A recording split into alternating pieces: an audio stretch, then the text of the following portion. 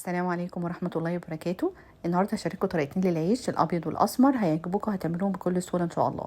اول حاجة بالنسبة للعيش البني استخدمت هنا خليط من الدقيق الابيض والاسمر، 200 جرام من الدقيق الابيض وعليهم 300 جرام من الدقيق الاسمر او دقيق الحبة الكاملة، ومعلقة صغيرة من الملح. هنخلطهم مع بعض. هنحط في طبق تاني كوباية ونص من المية 300 ملي. بصوا، هو الميه هنحتاج من اول 300 مللي 400 مللي ميه. هنبدا الاول بكوبايه ونص اللي هم 300 مللي، ومعاهم كيس من الخميره كان 7 جرام اللي هو معلقه ونص صغيره من الخميره ومعلقه صغيره من السكر.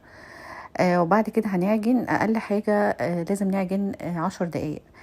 بصوا، هو الدقيق العيش الاسمر عشان يطلع طري معاكم نسبه السوائل فيه تكون مظبوطه. يعني بصوا، العجينه تكون بتلزق شويه وبعدين بنزود شويه دقيق على الرخامه كده ونعجن فيها لحد ما تلاقوا العجينه بقت مش بتلزق في بس لسه يعني في سنه كده بسيطه ان هي تكون بتلزق، يعني مش بتكون زي ما عملناها في الاول. ده علشان يخلي العيش يطلع طري جدا معاكم، وحتى بيقعد كذا يوم فريش من غير ما يتعمل في الفريزر ولا حاجه. بصوا، هنغطيها بقى ونسيبها تخمر. انا سبتها ساعه وبعد كده هنكورها. العجينه دي عملت لي المقدار ده بالظبط نص كيلو، عمل لي تقريبا 10 ترغيفه صغيره او 8 كبار. انا عملت ميكس، يعني شويه صغيرين وشويه كبار. لو انتوا بتحبوا الحواوشي في العيش ده، بس هنقلل نسبه السوائل شويه عشان ما يكونش العيش طري، عشان يطلع مقرمش معاكم لو انتوا بتحبوه يبقى كريسبي. يعني ما يكونش العيش فيه نسبه سوائل كتيره. وبس كده. انا بقى كورتها، قطعتها كور، واهم حاجه نرش دقيق كويس على الرخامه علشان العجينه بتكون بتلزق عشان ما تلزقش مننا. الحجم بقى اللي انتوا عايزينه، انا عملت تقريبا 10. عملت حجم ميكس شويه وسط وصغير. واهم حاجه ان احنا نغطي العجينه واحنا بنشتغل على طول. هنسيبها تقريبا يعني 5 دقايق على ما بس نجهز الحاجات اللي هنحط فيها العيش. وبس. ونبدا باول كوره احنا عملناها، يعني اول كوره شكلناها دي اللي هنبدا بيها، لان حتى لو هتبصوا عليها لو بدات تبدا تخمر تاني. برضو رشه من الدقيق وهنبدا نفردها بكل سهوله لانها مستريحه وخمرانه كويس، مش هتاخد منكم اي وقت.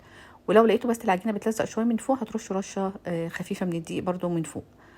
انا بقى بحبش احطها، ممكن انتوا تحطوها على صينيه يعني فيها قماشه او حاجه وترصوا عليها. انا على الرخام عندي برضو رشيت دي ورحت يعني حاطاه كله بالترتيب عشان اعرف اول رغيف انا فردته ابدا بيه.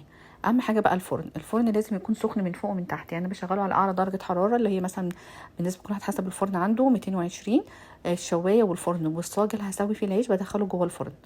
بسيبه يسخن هو كمان وياخد درجه الحراره. يعني انا هاخد العيش واحطه على الصاج على طول مباشره جوه الفرن، وما بياخدش خالص دقايق وتلاقوه اتنفخ وبقى يعني تحفه بجد.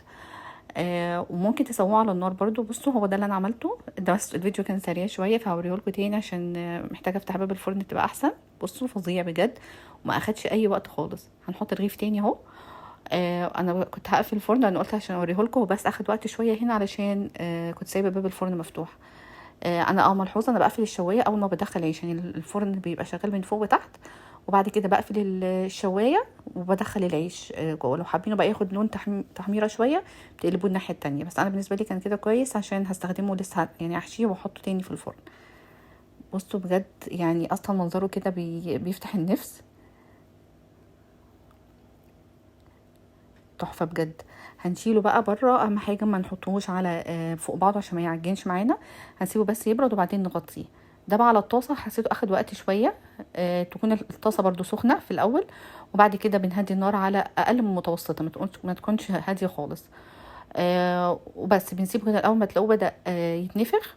بتحركوا فيه شويه علشان ما يتحرقش من النص، عشان خاطر الحراره بتبقى كلها متمركزه في النص.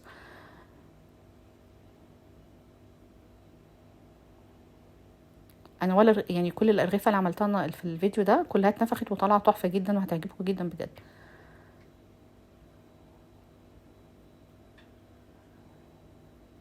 انا بالنسبه لي كان تسويه العيش ده في الفرن اسهل.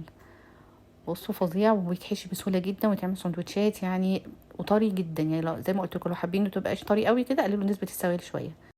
بالنسبه بقى للعيش التاني هعمل لكم في الفيديو اللي جاي علشان بس الفيديو ميبقاش طويل، واشوفكم على خير.